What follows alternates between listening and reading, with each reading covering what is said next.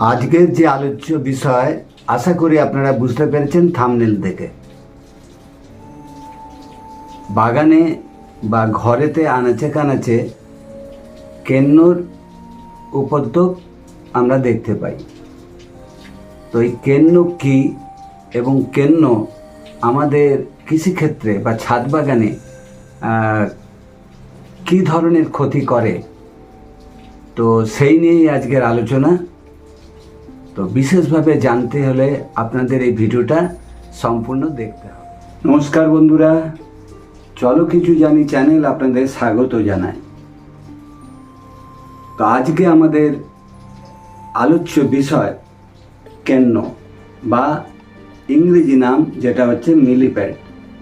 তো এই মিলিপ্যাড বা কেন্ন কি, এদের দেখতে কীরকম হয়,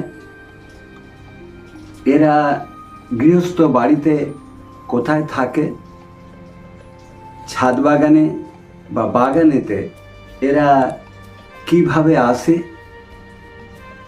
এবং এরা কীরকমভাবে বসবাস করে, এদের খাদ্য কী এবং এরা গাছের সার্বিক কী ক্ষতি করে, এইসব নিয়েই আজকে আলোচ্য বিষয়।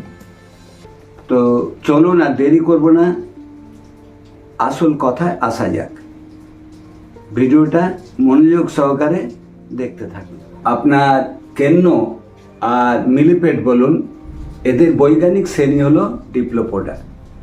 তো এই মিলিপ্যাড বা কেন্ন এরা খুব শান্ত প্রাণী, ধীর গতিতে এরা চলে।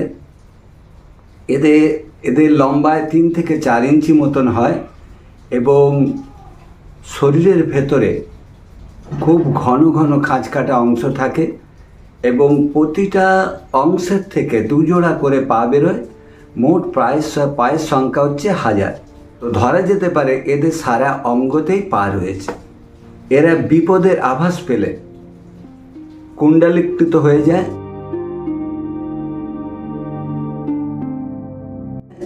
হয়ে নিজেদেরকে গুটিয়ে নেয়। আর সাধারণত এদেরকে অরেঞ্জ কালারে দেখতে হয়, রেডিশ দেখতে হয় বা ব্ল্যাকিশ ভাব থাকে।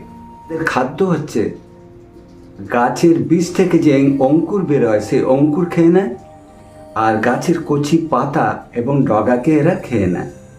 এছাড়া গাছের মরা পাতা পচে গেলে তার অংশ এরা খায়, গাছের পচে যাওয়া জৈব অংশ এরা খায়, আর পচা ফল এরা খায়।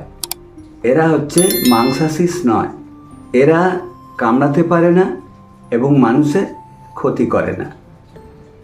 কিন্তু এদের গা থেকে একটা তরল পদার্থ এরা নিঃসরণ করে, যার ফলে কি হয়, ওই তরল পদার্থ যদি মানব শরীরে লাগে তাহলে চুলকানি বা জ্বালা হয়।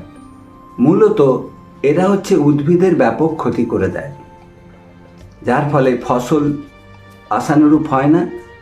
কেন, যে বীজ থেকে অঙ্কুর বেরিয়ে গাছ তৈরি হবে সেই মুহূর্তে এরা অ্যাটাক করে এবং সেই কচি গাছগুলোকে, গাছের কচি পাতা এবং ডালকে খেয়ে নষ্ট করে দেয়। আর এদের দেখতে গোলাকার নলের মতন দেখতে হয়। এই মিলিপ্যাডকে কিভাবে দমন করা যায় বা তাড়ানো যায় বা মেরে ফেলা যায় সেই নিয়ে আগে আলোচনা করি। প্রথমে আসি ঘরোয়া পদ্ধতি। ঘরোয়া পদ্ধতিতে এই কেন্নকে আমরা দূরে সরিয়ে রাখতে পারি এক কর্পূর ব্যবহার করে। হার্ডওয়্যারের দোকানে কর্পূর পাওয়া যায় বা মুদিখানা দোকানে কর্পূর পাওয়া যায়। কিছুটা কর্পূরের গুঁড়ো আমরা কি করতে পারি, ওদের যে আনাগোনার পথ, সেই আনাগোনার পথে যদি ছড়িয়ে যেতে পারি তাহলে ওদের অবাধ বিচরণটা থেমে যায়। দ্বিতীয়ত হচ্ছে আমরা ব্যবহার করতে পারি রসুনকে থেঁতো করে, রসুন জলে মিশিয়ে সেটা যদি আমরা স্প্রে করতে পারি বাগানে বা টবের বা বাড়ির আনাচে কানাচে, তাহলেও এদেরকে দূরে সরিয়ে রাখা যায়। খাবার সোডা, পাতিলেবু জলে মিশিয়ে এটাকে যদি ওদের আনাগোনা স্থানেতে আমরা যদি স্প্রে করতে পারি, তাহলেও ঘরোয়াভাবে এদেরকে দূরে সরিয়ে রাখা যায়। দমন হবে না, মারা যাবে না, দূরে সরে যাবে। এর পরেও যদি এদের উপদ্রব বেড়ে যায়, তখন আমাদের বিকল্প ব্যবস্থার কথা চিন্তা করতে হবে। এবারে আসা যাক সেই বিকল্প ব্যবস্থা কি। আর এই বিকল্প ব্যবস্থাই মানে এদেরকে মেরে ফেলার চিন্তা। তো কিভাবে এদেরকে মেরে ফেলা যায় সেই নিয়েই এখন আলোচনা।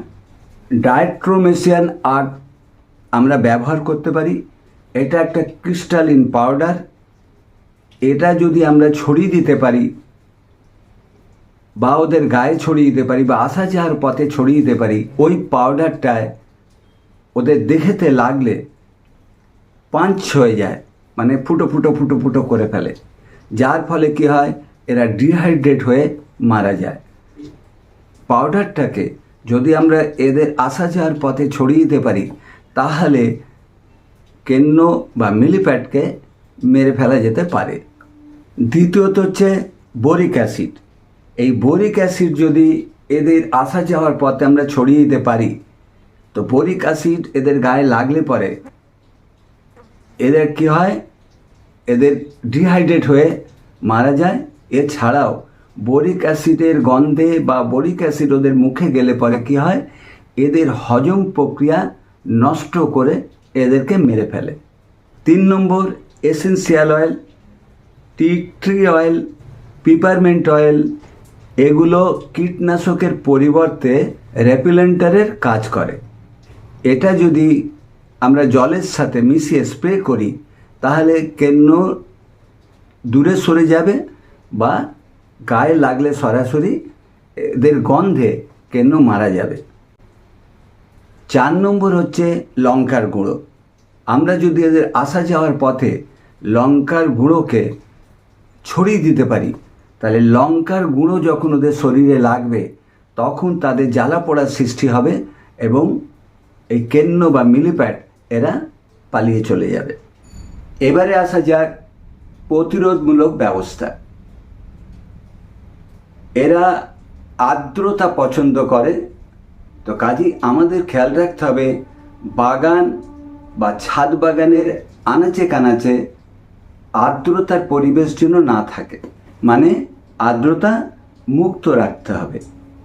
বাগান, টবের মাটি বা ঘরের আনাচে কানাচে যেন স্যাঁতস্যাঁতে ভাব না থাকে, জল যেন জমে না থাকে, সেদিকে দৃষ্টি রাখতে হবে। বাগান বা টবের মাটি আগাছা মুক্ত করতে হবে এবং পরিষ্কারভাবে আগাছাকে সরিয়ে ফেলতে হবে। গাছের ডালপালা যদি খুব বেড়ে যায়, তাহলে সেইগুলোকে অপসারণ করতে হবে। আরেকটি জিনিস খেয়াল রাখতে হবে, অত্যাধিক পরিমাণে সার ব্যবহার করার থেকে বিরত থাকতে হবে। এই ছিল আজকের ভিডিওটা দেখে যদি আপনাদের ভালো লাগে, তাহলে লাইক শেয়ার করবেন, আর কমেন্ট থাকলে অতি অবশ্যই কমেন্ট করবেন। আমি আমার সাধ্য মতন উত্তর দেওয়ার চেষ্টা করব।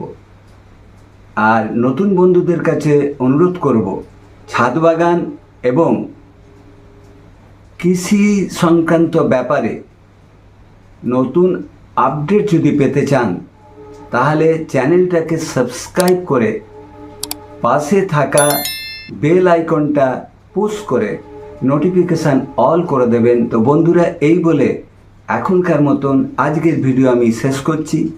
আগামী দিনগুলো আপনারা খুব সুস্থ থাকবেন, ভালো থাকবেন, আর আমি খুব শিগগিরই এরকম ধরনের নতুন কোনো ভিডিও নিয়ে আপনাদের কাছে উপস্থিত হব। ধন্যবাদ বন্ধুরা।